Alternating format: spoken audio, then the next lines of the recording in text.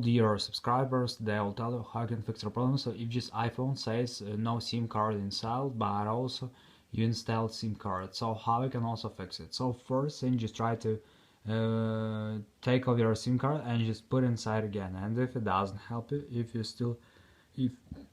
your phone still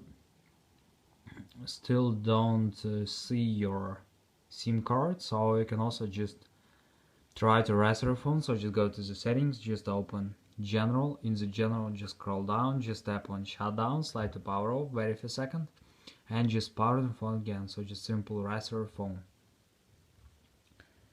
And if it doesn't help, if you still have the error, so you can also just try to turn on airplane mode, wait for a second, and just turn it off. And another thing you can try to update your phone. So just go to the general, just open software update, and if you see here available update, just tap on download and install and wait until it will successfully install latest updates for your iPhone. So thanks for watching, have a nice day, subscribe to my channel, click like and bye.